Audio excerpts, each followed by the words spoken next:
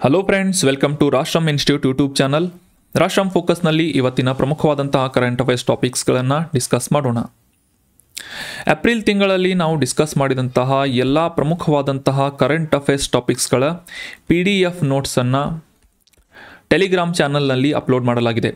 ರಾಷ್ಟ್ರಂ ಇನ್ಸ್ಟಿಟ್ಯೂಟ್ನ Telegram ಚಾನಲನ್ನು subscribe ಮಾಡುವುದರೊಂದಿಗೆ ಈ ಎಲ್ಲ ನೋಟ್ಸ್ಗಳನ್ನು ಡೌನ್ಲೋಡ್ ಮಾಡಿಕೊಂಡು ನಿಮ್ಮ ರಿವಿಷನನ್ನು ಕಂಪ್ಲೀಟ್ ಮಾಡ್ಕೋಬೋದು. ಡಿಸ್ಕ್ರಿಪ್ಷನ್ ಬಾಕ್ಸ್ನಲ್ಲಿ ಈ ಟೆಲಿಗ್ರಾಮ್ ಚಾನಲ್ನ ಲಿಂಕನ್ನು ನೀಡಲಾಗಿದೆ. ವರ್ಲ್ಡ್ ಎನರ್ಜಿ ಔಟ್ಲುಕ್ ಈ ಒಂದು ರಿಪೋರ್ಟನ್ನು ಈ ಕೆಳಗಿನ ಯಾವ ಸಂಸ್ಥೆಯಿಂದ ಪಬ್ಲಿಷ್ ಮಾಡಲಾಗುತ್ತೆ ಅಂತ ಪ್ರಶ್ನೆಯನ್ನು ಕೇಳಲಾಗಿತ್ತು. ಆಪ್ಷನ್ಸ್ಗಳಲ್ಲಿ ವಿಶ್ವ ಆರ್ಥಿಕ ವೇದಿಕೆ, ವರ್ಲ್ಡ್ ಎಕನಾಮಿಕ್ ಫೋರಮ್ ಅಥವಾ option 2 International Energy Agency IEA, option 3 International Energy Forum ಅಥವಾ option 4 United Nation Development Programme ಅಂತ ನೀಡಲಾಗಿತ್ತು. ಸೊ ಸರಿಯಾದ ಉತ್ತರ ಏನು ಅಂತಂದರೆ ಆಪ್ಷನ್ 2. ಇಂಟರ್ನ್ಯಾಷನಲ್ ಎನರ್ಜಿ ಏಜೆನ್ಸಿ ಅನ್ನುವ ಸಂಸ್ಥೆಯ ಮೂಲಕ ವರ್ಲ್ಡ್ ಎನರ್ಜಿ ಔಟ್ಲುಕ್ ಅನ್ನುವ ವರದಿಯನ್ನು ಪಬ್ಲಿಷ್ ಮಾಡಲಾಗುತ್ತೆ. ಈ ಇಂಡೆಕ್ಸ್ ಅಥವಾ ಸೂಚ್ಯಂಕ ಮತ್ತು ರಿಪೋರ್ಟ್ಗಳ ಬಗ್ಗೆ ಎಕ್ಸಾಮ್ನಲ್ಲಿ ಪ್ರಶ್ನೆಗಳನ್ನು ಕೇಳ್ತಾ ಇರ್ತಾರೆ.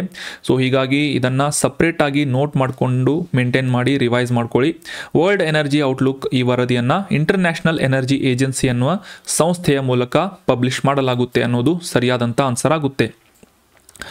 ಇಂಟರ್ನ್ಯಾಷನಲ್ ಎನರ್ಜಿ ಏಜೆನ್ಸಿ ಈ ಒಂದು ಸಂಸ್ಥೆಯ ಬಗ್ಗೆ ಅಂಡರ್ಸ್ಟ್ಯಾಂಡ್ ಮಾಡ್ಕೊಳ್ಳೋದಾದರೆ 1974ನೇ ಇಸವಿಯಲ್ಲಿ ಫ್ರಾನ್ಸ್ ದೇಶದ ಪ್ಯಾರಿಸ್ನಲ್ಲಿ ಒಂದು ಇಂಡಿಪೆಂಡೆಂಟ್ ಅಥವಾ ಆಟೋನಾಮಸ್ ಆದಂತಹ ಇಂಟರ್ ಗವರ್ಮೆಂಟಲ್ ಆರ್ಗನೈಸೇಷನ್ ಆಗಿ ಇಂಟರ್ನ್ಯಾಷನಲ್ ಎನರ್ಜಿ ಏಜೆನ್ಸಿಯನ್ನು ಸ್ಥಾಪನೆ ಮಾಡಲಾಗಿತ್ತು.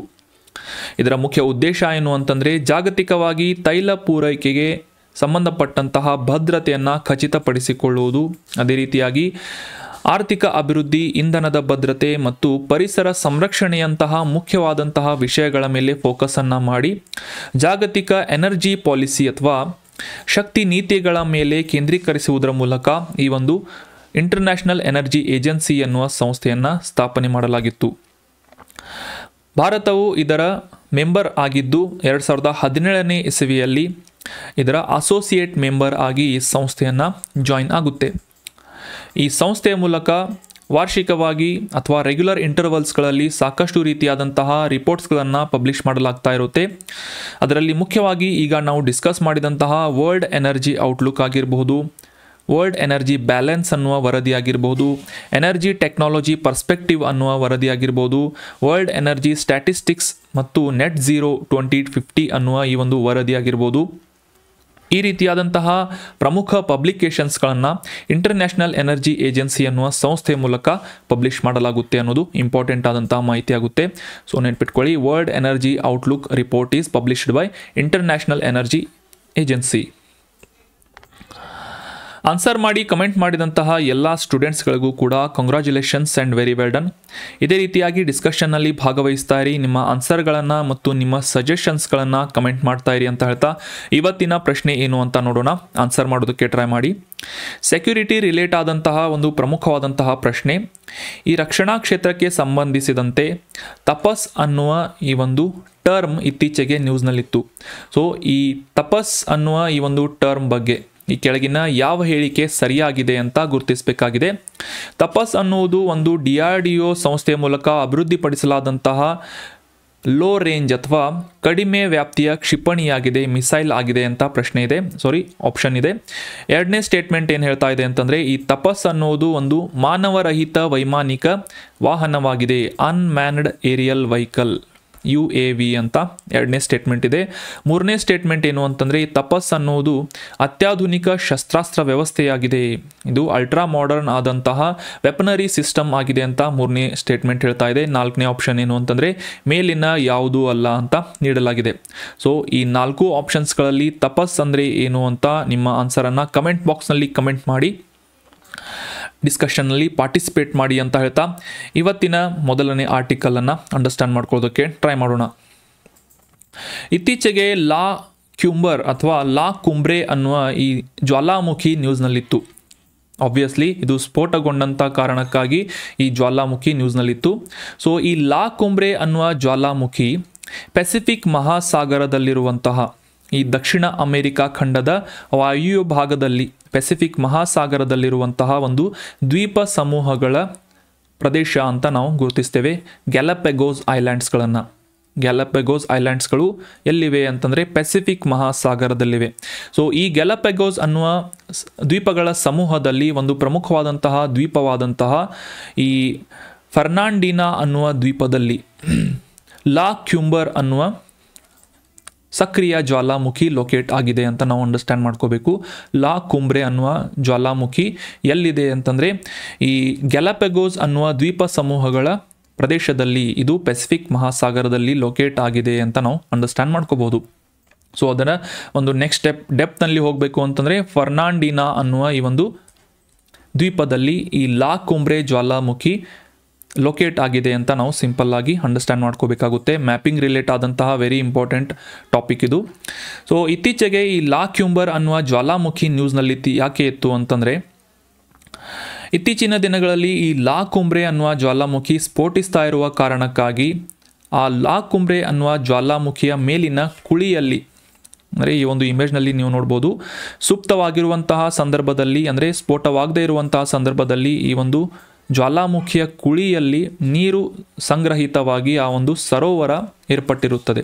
ಸೊ ಆ ಸರೋವರದ ಸುತ್ತಮುತ್ತಲೂ ಸಾಕಷ್ಟು ರೀತಿಯಾದಂತಹ ಜೀವಿಗಳು ವಾಸಿಸ್ತಾ ಇರುತ್ತೆ, ಅವುಗಳ ಆವಾಸ ಸ್ಥಾನವನ್ನು ರೂಪಿಸಿಕೊಂಡಿರುತ್ತವೆ. ಸೊ ಇದೇ ಒಂದು ಲಿಸ್ಟ್ನಲ್ಲಿ ಈ ಅಪರೂಪದ ಭೂ ಇಗ್ವಾನಾಗಳು, ಲ್ಯಾಂಡ್ ಇಗ್ವಾನಾ ಅನ್ನುವ ಈ ಪ್ರಭೇದದ ಪ್ರಾಣಿಗಳ ಆವಾಸ ಸ್ಥಾನ ಕೂಡ ಈ ಲಾ ಕುಂಬ್ರೆ ಜ್ವಾಲಾಮುಖಿ ಸ್ಫೋಟ ಆಗ್ತಾ ಇರುವುದರಿಂದ ಅದರ ಆವಾಸ ಸ್ಥಾನ ನಾಶವಾಗ್ತಾ ಇದೆ ಅಂತ ನ್ಯೂಸ್ನಲ್ಲಿ ಪಬ್ಲಿಷ್ ಆಗಿತ್ತು. ಸೊ ಹೀಗಾಗಿ ಗ್ಯಾಲಪಗೋಸ್ ಐಲ್ಯಾಂಡ್ನ ಲಾ ಕುಂಬ್ರೆ ಜ್ವಾಲಾಮುಖಿಯ ಕುರಿತಾದಂತಹ ಕೆಲವೊಂದಿಷ್ಟು ಇಂಪಾರ್ಟೆಂಟ್ ಆದಂತಹ ಮಾಹಿತಿಗಳನ್ನು, ಅದರಲ್ಲೂ ಕೂಡ ಈ examination point of view important ಆದಂತಹ ಮಾಹಿತಿಗಳನ್ನು ಅಂಡರ್ಸ್ಟ್ಯಾಂಡ್ ಮಾಡ್ಕೊಳ್ಳೋದಕ್ಕೆ ಟ್ರೈ ಮಾಡೋಣ. ಆಗಲೇ ನಾವು ಅಂಡರ್ಸ್ಟ್ಯಾಂಡ್ ಮಾಡಿಕೊಂಡ ಹಾಗೆ ಈ ಪೆಸಿಫಿಕ್ ಮಹಾಸಾಗರದಲ್ಲಿರುವಂತಹ ಗ್ಯಾಲಪಗೋಸ್ ಐಲ್ಯಾಂಡ್ಗಳ ಮೂರನೇ ಅತಿ ದೊಡ್ಡ ದ್ವೀಪವಾಗಿರುವಂತಹ ಫರ್ನಾಂಡಿನಾ ಅನ್ನುವ ದ್ವೀಪದಲ್ಲಿ ಲಾ ಕ್ಯೂಂಬರ್ ಅಥವಾ ಲಾ ಕುಂಬ್ರೆ ಅನ್ನುವ ಜ್ವಾಲಾಮುಖಿ ಲೊಕೇಟ್ ಆಗಿದೆ. ಅದೇ ರೀತಿಯಾಗಿ ಈ ಮ್ಯಾಪ್ನಲ್ಲಿ ಕ್ಲಿಯರ್ ಆಗಿ ಅಂಡರ್ಸ್ಟ್ಯಾಂಡ್ ಮಾಡ್ಕೊಂಡ್ವಿ. ದಕ್ಷಿಣ ಅಮೆರಿಕಾ ಖಂಡದಲ್ಲಿರುವಂತಹ ಇಕ್ವೆಡಾರ್ ಅನ್ನುವ ಈ ಒಂದು ರಾಷ್ಟ್ರ, ಇದರ ವಾಯುವ್ಯ ಭಾಗದಲ್ಲಿ ಸುಮಾರು 1125 ಕಿಲೋಮೀಟರ್ ದೂರದಲ್ಲಿ, ಈ ಇಕ್ವೆಡಾರ್ ದೇಶದಿಂದ ಸುಮಾರು 1125 ಕಿಲೋಮೀಟರ್ ದೂರದಲ್ಲಿ ಗ್ಯಾಲಪಗೋಸ್ ಐಲ್ಯಾಂಡ್ ಲೊಕೇಟ್ ಆಗಿದೆ ಅಂತ ನಾವು ಅಂಡರ್ಸ್ಟ್ಯಾಂಡ್ ಮಾಡ್ಕೋಬೋದು. ಸೊ ಅದೇ ರೀತಿಯಾಗಿ ಈ ಲಾ ಕುಂಬ್ರೆ ಜ್ವಾಲಾಮುಖಿ 2020ನೇ ಇಸವಿಯಿಂದ ಮೊದಲ ಬಾರಿಗೆ ಸ್ಫೋಟ ಆಗ್ತಾ ಇದೆ, ಲಾವಾರಸವನ್ನು ಉಗುಳ್ತಾ ಇದೆ ಅಂತ ನ್ಯೂಸ್ನಲ್ಲಿ ಪಬ್ಲಿಷ್ ಆಗಿತ್ತು. ಸೊ ಹೀಗಾಗಿ ನಾವು ಈ ಲಾ ಕುಂಬ್ರ ಅನ್ನುವ ಜ್ವಾಲಾಮುಖಿಯ ಬಗ್ಗೆ ಅಂಡರ್ಸ್ಟ್ಯಾಂಡ್ ಮಾಡ್ಕೋತಾ ಇದ್ದೀವಿ. ಆಗಲೇ ತಿಳಿಸಿದ ಹಾಗೆ ಈ ಜ್ವಾಲಾಮುಖಿಯ ಮೇಲೆ ದೊಡ್ಡ ಕುಳಿ ಅಥವಾ ಜಾಗ್ರಫಿಕಲಿ ನೀವು ಅಂಡರ್ಸ್ಟ್ಯಾಂಡ್ ಮಾಡ್ಕೋಬೇಕು ಅಂತಂದರೆ ಇದನ್ನು ಕ್ಯಾಲ್ಡೇರಾ ಅಂತ ಕರೀತಾರೆ. ಕ್ಯಾಲ್ಡೇರಾ ಅಂತ ಈ ಒಂದು ಲಾ ಕ್ಯೂಂಬರ್ ಅನ್ನುವ ಜ್ವಾಲಾಮುಖಿಯ ಮೇಲಿರುವಂತಹ ಒಂದು ಕುಳಿಯನ್ನು ಗುರುತಿಸಲಾಗುತ್ತೆ. ಸೊ ಈ ಕ್ಯಾಲ್ಡೇರಾ ಅಥವಾ ಈ ಒಂದು ಕುಳಿಯಲ್ಲಿ ಶಾಶ್ವತವಾಗಿ ನೀರು ಸಂಗ್ರಹವಾಗಿ, ಅಂದರೆ ಸೂಕ್ತವಾದಂತಹ ಸಂದರ್ಭದಲ್ಲಿ ನೀರು ಸಂಗ್ರಹವಾಗಿ ಆ ಒಂದು ಪ್ರದೇಶದಲ್ಲಿ ಸರೋವರ ರೂಪುಗೊಂಡಿರುತ್ತದೆ. ಸೊ ಇದೇ ಒಂದು ಸರೋವರದ ಸುತ್ತಮುತ್ತಲೂ ಕೂಡ ಸಾಕಷ್ಟು ರೀತಿಯಾದಂತಹ ಪ್ರಾಣಿಗಳನ್ನು ಈ ಸರೋವರ ಆಕರ್ಷಿಸ್ತಾ ಇರುತ್ತೆ.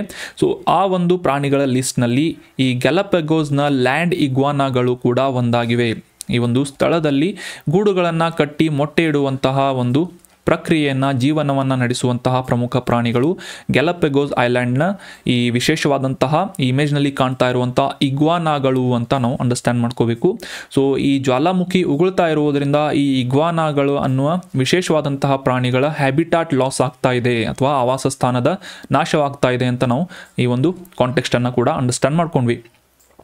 ಸೊ ಈ ಗ್ಯಾಲಪಗೋಸ್ ಐಲ್ಯಾಂಡ್ನಲ್ಲಿ ವಾಸಿಸುತ್ತಿರುವಂತಹ ವಿಶೇಷವಾದಂತಹ ಇಗ್ವಾನಾಗಳ ಬಗ್ಗೆ ಅಂಡರ್ಸ್ಟ್ಯಾಂಡ್ ಮಾಡ್ಕೊಳ್ಳೋದಾದರೆ, ಈ ದ್ವೀಪಗಳಲ್ಲಿ ವಾಸಿಸುವಂತಹ ಸ್ಥಳೀಯ ಪ್ರಭೇದದ ಹಲ್ಲಿ ಜಾತಿಯ ಪ್ರಾಣಿ ಈ ಇಗ್ವಾನಾಗಳು ಅಂತ ನಾವು ಅಂಡರ್ಸ್ಟ್ಯಾಂಡ್ ಮಾಡ್ಕೋಬೋದು. ಗ್ಯಾಲಪಗೋಸ್ ಲ್ಯಾಂಡ್ ಇಗ್ವಾನಾಗಳು ಅಷ್ಟೇ ಅಲ್ಲದೆ ಇತರ 2 ಪ್ರಮುಖವಾದಂತಹ ಒಂದು ಪ್ರಭೇದಗಳನ್ನು ನಾವು ಇಲ್ಲಿ ಗುರುತಿಸ್ಬೋದು. ಸ್ಯಾಂಟಾ ಫೇ ಲ್ಯಾಂಡ್ ಇಗ್ವಾನಾ ಮತ್ತು ಗ್ಯಾಲಪಗೋಸ್ ಪಿಂಕ್ ಲ್ಯಾಂಡ್ ಇಗ್ವಾನಾ ಅನ್ನುವ ಈ 3 ಜಾತಿಯ ದೊಡ್ಡ ಹಲ್ಲಿಯ ಜಾತಿಯ ಒಂದು ಪ್ರಾಣಿ ಇಗ್ವಾನಾ ಅಂತ ನಾವು ಅಂಡರ್ಸ್ಟ್ಯಾಂಡ್ ಮಾಡ್ಕೋಬಹುದು. ಇದು ಸಸ್ಯಾಹಾರಿ ಪ್ರಾಣಿಯಾಗಿದ್ದು IUCN ಕೆಂಪು ಪಟ್ಟಿಯಲ್ಲಿ ಇದನ್ನು ವಲ್ನರೇಬಲ್ ಪ್ರಾಣಿ ಅಂತ ಅಂದರೆ ದುರ್ಬಲ ಪ್ರಜಾತಿ ಅಂತ ಗುರುತಿಸಲಾಗಿದೆ. ಸೊ ನೆನಪಿಟ್ಕೊಳ್ಳಿ, International Union for Conservation of Nature ಈ ಒಂದು ಸಂಸ್ಥೆಯಿಂದ ಪಬ್ಲಿಷ್ ಮಾಡಲಾಗುವಂತಹ ರೆಡ್ ಲಿಸ್ಟ್ ಅಥವಾ ಕೆಂಪು ಪಟ್ಟಿಯಲ್ಲಿ ಇಗ್ವಾನಾಗಳನ್ನು ದುರ್ಬಲ ಜಾತಿಯ ಪ್ರಭೇದಗಳು ಅಂತ ಗುರುತಿಸಲಾಗಿದೆ. ಇದರ ಒಂದು ಪ್ರಿಸರ್ವೇಷನ್ ಅಥವಾ ಇದರ ಒಂದು ಸಂರಕ್ಷಣೆಯನ್ನು ಕೂಡ ಒದಗಿಸಲಾಗಿದೆ ಅಂತ ನಾವು ಅಂಡರ್ಸ್ಟ್ಯಾಂಡ್ ಮಾಡ್ಕೋಬಹುದು. So that was about detailed information of La Cumbre volcano and iguanas. ಮ್ಯಾಪ್ನಲ್ಲಿ ಇದರ ಲೊಕೇಶನ್ ಕ್ಲಿಯರ್ ಆಯಿತು ಅಂತ ಅನ್ಕೋತೀನಿ. ಪೆಸಿಫಿಕ್ ಮಹಾಸಾಗರದಲ್ಲಿ ಗ್ಯಾಲಪೆಗೋಸ್ ಅನ್ನುವ ಐಲ್ಯಾಂಡ್ಸ್ ಅಥವಾ ದ್ವೀಪಗಳ ಸಮೂಹದಲ್ಲಿ ಈ ಫರ್ನಾಂಡಿನಾ ಅನ್ನುವ ದ್ವೀಪದಲ್ಲಿ ಲಾ ಕ್ಯೂಂಬರ್ ಅನ್ನುವ ವೋಲ್ಕ್ಯಾನೋ ಲೊಕೇಟ್ ಆಗಿದೆ ಅಂತ ನಾವು ಅಂಡರ್ಸ್ಟ್ಯಾಂಡ್ ಮಾಡ್ಕೊಂಡ್ವಿ. ಇನ್ನು ಮುಂದಿನ ಆರ್ಟಿಕಲ್ ಸೈನ್ಸ್ ಆ್ಯಂಡ್ ಟೆಕ್ನಾಲಜಿಗೆ ಸಂಬಂಧಪಟ್ಟಂತಹ ಒಂದು ಇಂಪಾರ್ಟೆಂಟ್ ಆರ್ಟಿಕಲ್ ಆಗಿದ್ದು ಆಂಟಾರೆಸ್ ಅನ್ನುವ ಈ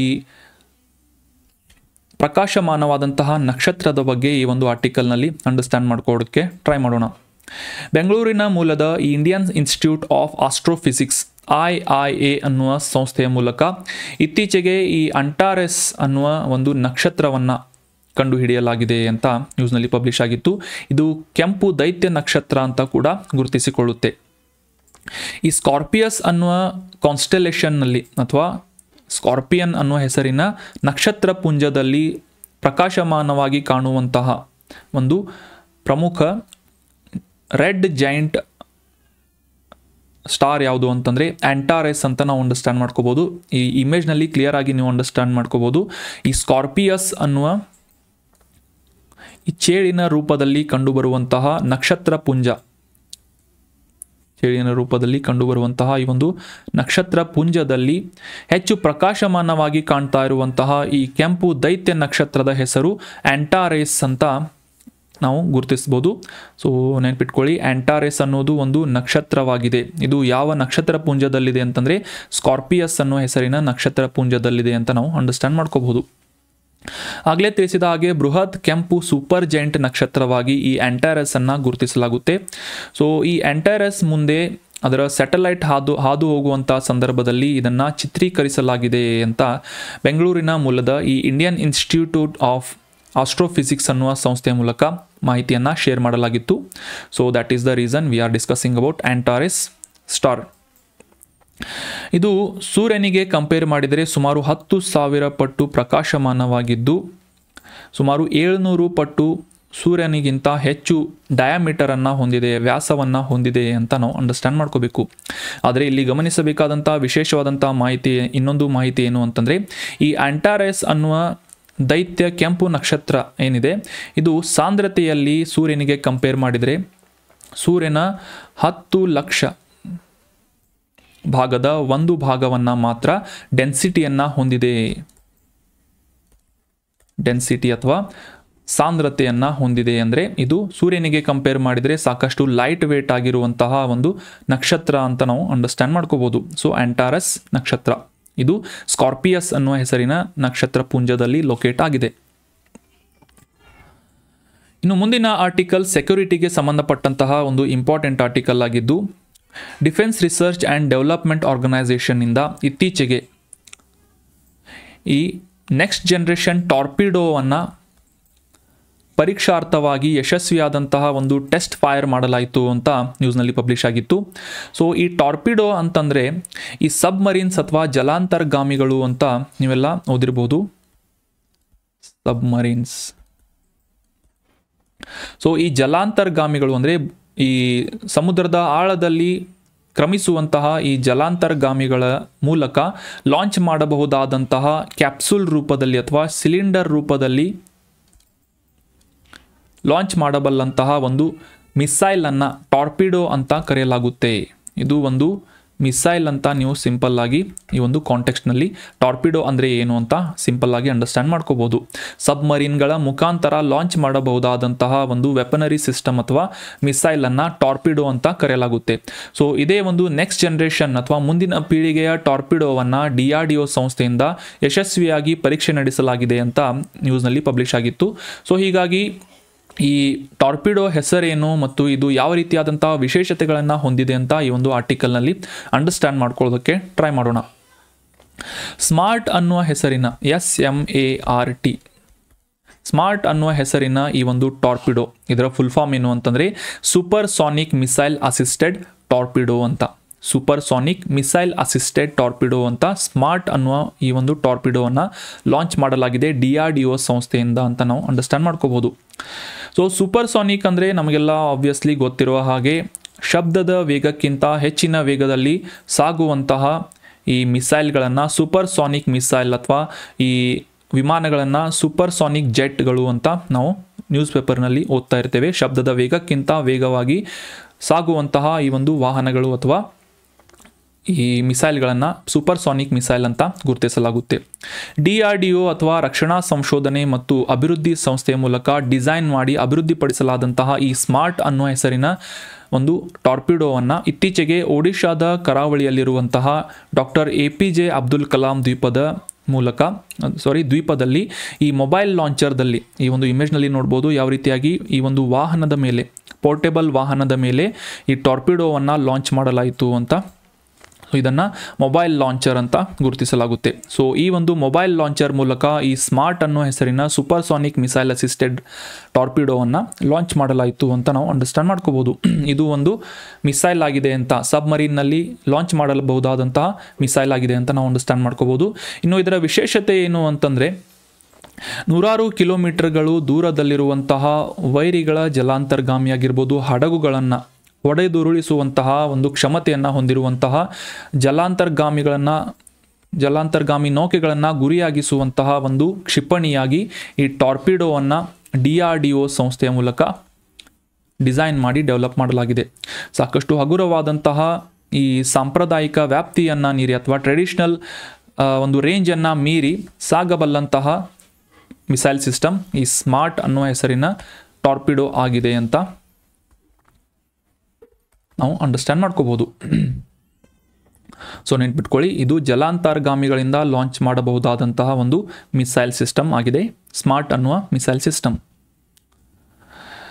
ಇನ್ನು ಮುಂದಿನ article art and culture relate ಆದಂತಹ ಒಂದು ಇಂಪಾರ್ಟೆಂಟ್ ಆರ್ಟಿಕಲ್ ಆಗಿದ್ದು ಕಚ್ ಅಜ್ರಾಕ್ ಅನ್ನುವ ವಿಶೇಷವಾದಂತಹ ಕರಕುಶಲದ ಬಗ್ಗೆ ಈ ಒಂದು ಆರ್ಟಿಕಲ್ನಲ್ಲಿ ಅಂಡರ್ಸ್ಟ್ಯಾಂಡ್ ಮಾಡ್ಕೊಳ್ಳೋಣ.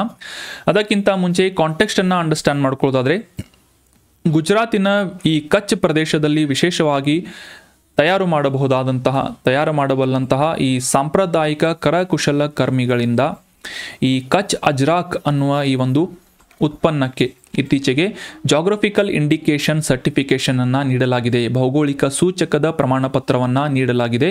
ಯಾರಿಂದ ಅಂತಂದರೆ ಈ CGPDTM ಅಂತಂದರೆ controller general of patents design and trade mark ಅಂತ.